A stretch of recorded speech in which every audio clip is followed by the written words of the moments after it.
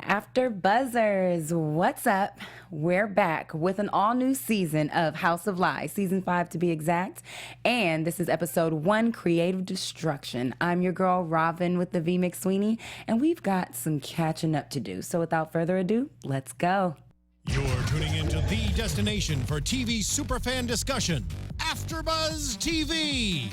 And now, let the buzz begin. Well, I'm a king bee. Hey. Buzzing around. Yo, Hey, what's going on, After Buzzers? We had to open up with the opening score for episode 1 because it's been a while. It has been a while. And let's recap the last season because I'm sure a lot of you guys didn't see it on this after show. So let's get into how they left us wanting for more. I wanted to start with the baby, but let's go further back. Jeannie dropped a dime on Marty. So much happened last season. Wait, let's back up. I'm Jill Munroe. I am co-hosting with the lovely Rhavin here. Rhavin, excuse me. How dare I start and not introduce ourselves? I'm Rhavin McSweany, and you can find me at B Stays Busy on all social media platforms. And to my left, your right, I've got the beautiful Jill Munroe. Hello there. I'm so happy you guys are joining us. You can find me on all social media, Twitter, Instagram, Snapchat, at Stiletto Jill. So make sure you hit that follow button. And also, naturally, I hope you're following AfterBuzz TV because if not, what's going on? Exactly. And the chat, hashtag ABTVHOL. Yes, let's Get in go. there. Now to the recap. Let's go. Good. So last season was so much going on. You know, Jeannie dropped the dime on Marty. We saw Marty go to jail, which actually ended up being rather lucrative for Khan and associates. And of course, the biggest thing, I know, you know, Rhavin teased it, the baby. Jeannie and Marty have a daughter, Penelope. That was like the biggest part. I mean, before the baby, the biggest part was him, you know, saying, I love you. When they were like spooned up. Right. Because Marty Kihn is hardcore. He's not soft. He doesn't get down like that. So, yes, the baby Phoebe. Baby Phoebe. You know, and we just weren't sure what was going to happen because there was that back and forth of Jeannie trying to find her way out of the company, but then she wanted to stay, and Marty was just kind of like, deuces, you know, you kind of threw me under the bus. But as the season was ending and the baby was coming, and you could tell Marty was softening up to the idea of like having a family. And, you know, at the end, he's like, hey, I was thinking, she's like, I took the job. And that's kind of how they left us. They left us with Jeannie took a job to be CFO for another company. Breaking up the pod once again. Right, exactly. So with the song you just heard us opening was the opener of this episode 1 for season 5. And it was kind of cute. I was just kind of like, go Marty, what's up? What's going on? And it's all mine. Everything is his. It's all about Marty, which is what we're used to. Absolutely. The takeover. I mean, Marty always has a list of people he wants to take out. Revenge is always right there in the back of his head, exactly, ready to take off and cause destruction. But now we see him at the top of his game, sort of once again, sort of reclaiming his crown, triumphant, trying to move on past, you know, the jail time. He's obviously working on his relationship with Roscoe, which is always complicated, though we know he loves him so much. So do we. Yeah, we love Roscoe. And, you know, he's this new dad, so he has to deal with that. Yeah, so we don't see Jeannie in the house. We see a new lady.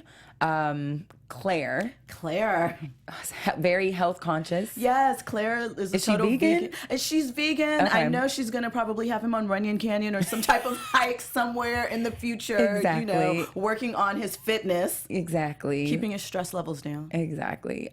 We definitely see our pops in the picture. His father, he's still there. Roscoe's still around, and they have a nanny, obviously for baby Phoebe, and it's really nice to see. Well, there's a new person in the pod. I think his name is JR. Yeah. Younger guy. and he seems like he's ready to take on the world. He's very eager, even though Marty gets him with the bust the flow. He set him up for that. He set him up for that. But it's so Marty, and it's so. What I like is that we're going to see Marty in a mentor role. You can tell that he's going to open up because he sees something in JR and he wants to grow him, but he wants to make sure that he's ready for the challenge. Exactly. That was total lesson, more so than like playing him. He's like, never fall for the black bait. Right. That's a lesson to us, well, and to us all as far as black people go. Or just bait in general. If you know someone's baiting you, you know. Only if it's to your tricky advantage. though. It's tricky because at one instance you want to be able to show that you can open up and be nice, but then you have to know when to do it and where to do it. So. Right, and apparently that wasn't the right idea. Although with Marty Kihn, you just never really know. Yeah. You just kind of have to vibe the situation. He but stays I think, stoic. Yeah, that he's going to show him. One thing I'm excited about, I'm excited to see Jeannie in another environment, at least temporarily. You know, she's the CFO of this pharmaceutical company, so it's a new challenge, even though she has her old pals coming on board to handle some But what's things. also interesting with her new pals coming around is that she's got this new relationship as well with Mark. And to see her and Mark, you know, it's a good breath of fresh air. Honestly. And so the old pals like Clyde and Doug, they can look and they're like, oh, okay, we see you. Like, I see you seem happy. And you can get the sense that Marty kind of felt some type of way because I think it was Clyde.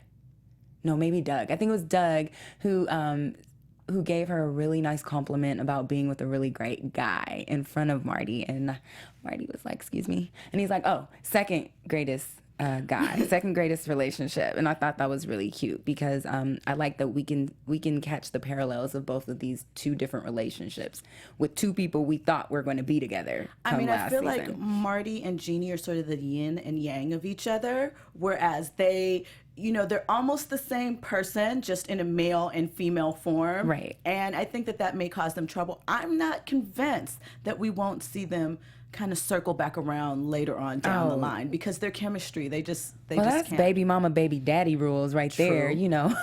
And we know Marty likes to go back to his baby's mom. Don't yes, we? Yes. Don't Shout we? out Monica on the show. But that's awesome. We also the roles reverse in a sense because Jeannie, being the CFO of this pharmaceutical company, is now a client of Kihn and Associates. Yes. So I'm wondering what kind of game they're both going to be playing against each other. Because they know all their tricks. Both of them know the things that they do to maneuver around, to make business sound good, to make things sound better. It was even a concern when they were meeting. You know, Clyde, I think it was Clyde that brought it up, or maybe Doug, that she knows all our secrets. She knows everything that we do. So they're going to have to work extra hard to keep that sort of momentum in because you can't slow it down. They're going to have to be serious about this one. You can't try and pull one over on her. Right. Because she's too smart, first of all. She's Jeannie. I'm excited. I'm definitely excited to see how this plays out. The fact that I wish it was an hour show. Showtime. Can you give us a little more?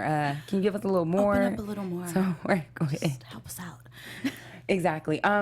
What else are you excited to see, Jill? I am excited to see, you know, we've seen Marty's dad in relationships before with the younger woman. We're going to explore some more of that this season, you know, with a different sort of look at his relationship and his dating, you know, trials and tribulations and how it impacts the entire household because they all, with 3 men in that house, you know, going through different things with women, we always see different points of the spots in life where relationships come together, where they fall apart, the aftermath, and how that impacts their outside lives. Right. You know, so I'm excited about that. I know that Marty's home life always weighs on his work environment, even if he's not open about it. So, and as Roscoe gets older and, you know, starts developing into who he's going to be. Which I don't know where he is now. We don't know, right? Because he was straight, he was bi, he was fluid. He was fluid. I think he's like sexually fluid at the moment. You think he's still sexually fluid for this episode and this season? We'll see.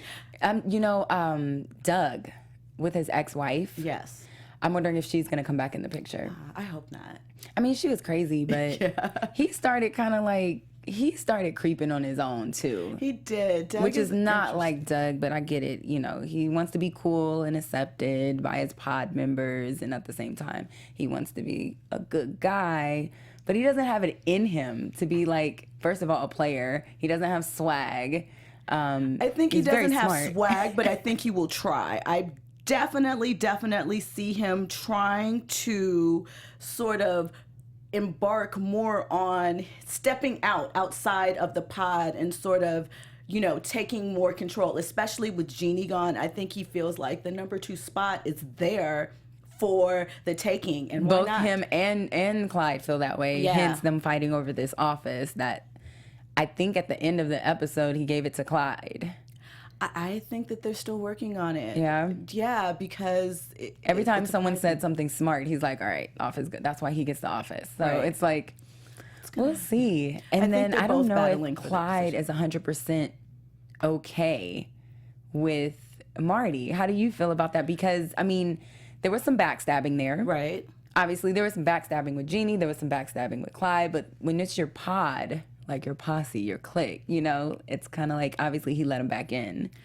I think that he knows what it's like on the outside, and it doesn't really work for him. So I think he's going to figure out how to make it work. But I always feel like if the right opportunity came, and you have to put that in quotes because you don't really know what the Right. right opportunity is. Exactly. And what will lead him to that. I think that there's always a chance he can bounce away. I mean, his situation with the heiress last season, the kind of, you know, online Right. giant, he brought in a lot of money and he redeemed himself. That's really, I mean, I think Marty has love for him, but I feel like that's really, knowing Marty's bottom line, the only reason he kind of got back in the good graces, but he feels bitter about it because there was so much backstabbing between the two of them. I wonder if Marty, like, in all honesty, like, can't really blame him. He's taught his pod. He's taught them Yes. how to scheme. He's taught them how to win one over on anybody. You know, he's taught them how to think beyond just what's in front of you. And when they use it, that's almost showing that you're a great teacher. I mean, of course, you're not supposed to bite the hand that feeds you, but I'm wondering if his soft spot, if Marty's soft spot for Clyde is more so like, he thought the grass would be greener. He's one of my kids, one of my little peons. You found out that it wasn't greener, or the electric bill was a lot more expensive. And so you're going to work your way back in, but I still have my eye on you. I think that Marty's always going to have his eye on them just because he knows who he is and he knows the moves that he would make. So if he makes those moves, why wouldn't anybody else if they're smart? So it's never trust, but I trust you as much as I possibly can under the circumstances. Agreed. I'm excited to see where that goes because there's going to be a lot of conning throughout Khan and Associates. I'm not, there's no real predictions. Well, we can do predictions this early. How long do let's- you think that Jeannie and her new relationship are going to last? The Let- fact that she called Mark Marty, big red flag. Okay. Before we get into predictions, let's talk about that part. Big red flag. Getting hot and heavy. I will say, I will give it to her. I mean, you know, Mark, Marty, they both start with MARs. There's a difference. One is one syllable, one is two. I get that part. But I think that's definitely foreshadowing. Okay, let's get into predictions. We got a little prediction lights and music action going on. Let's go. And let's and redo that thought because you're going somewhere very, very important. I think that towards the end of the season, Marty and Jeannie can't stay away from each other. Yeah, I know, baby mama, baby daddy, but I think that their chemistry is sort of undeniable and they will find their way back to each other. I also am curious to see what happens with Marty and all the people that want to take him out. I think that what they don't realize by coming to him and saying, we can cash you out for a lifetime and take you down, all they did was build him up more. So now his goal is to do Agreed. exactly what he said. Make the company worth millions and billions, destroy you, leave you crawling. Then you really, once again, won't be able to pay to buy him out, and he wins once again because he'll sell it to somebody else. I like those thoughts, especially when it seems like Marty's girlfriend, Claire, is trying very hard to befriend Jeannie. Like, let's hang out, stay for dinner. And I get why that would freak Jeannie out. So I know they're for sure going to get back together in some aspect. Do I think it's going to be like an official relationship? I do not think that. Will there be some mistakes? Yes. You know, like, oh my gosh, I shouldn't have done this. Now I have to tell my significant other. Yes, definitely. But like, as you said earlier, they're very much alike. And that within itself, sometimes two negatives or two positives just kind of don't stick. Work. They just don't work together. So I definitely feel that that's going to be the case, because you don't see Jeannie trying to push Mark on Marty. I feel like she's kind of trying to actually hide Mark from Marty. Because she doesn't want Marty to get close to him. Mark is a likable guy. Yes. He's a very likable guy, and that's what she's not trying to have with Marty's girlfriend. So definitely some hot and bothered moments with Jeannie and Marty. It has to happen. It's House of Lies. And then as far as the Empire goes, this is going to be the season that it gets crazy, insane, and powerful. And I do feel like he's going to have Jeannie have his back with Khan and Associates. There's, to some capacity, if she doesn't leave the pharmaceutical, she's going to help him in a really big way. So he'll always be indebted to her. That will always benefit her too. Exactly. Because Jeannie's smart. Exactly. Exactly. So that was our after show for episode 1 of House of Lies season 5. We're going to keep coming every week with our thoughts and our predictions, and we'll have some special guests. And I'm going to also do little segments where we can do some gossip and news moving forward as well. So I hope you guys enjoyed it. Come back next week. I am your host, Rhavin with the V, McSweany, and you can find me at B Stays Busy, and that's Bizzy. And to my left, Jill Munroe. Let them know. You can find me at Stiletto Jill, and also check out my website, JocksonStilettoJill.com, and we will see you next week. That sounds so sexy. Really? Stiletto Jill. Yeah, Stiletto Jill. All right, guys, take care. See you next time. From executive producers Maria Menounos, Kevin Undergaro, Phil Svitek, and the entire AfterBuzz TV staff, we would like to thank you for listening to the AfterBuzz TV network. To watch or listen to other after shows and post comments or questions, be sure to visit AfterBuzzTV.com. I'm Sir Richard Wentworth, and this has been a presentation of AfterBuzz TV. Buzz you later. The views expressed herein are those of the hosts only and do not necessarily reflect the views of AfterBuzz TV or its owners or principals.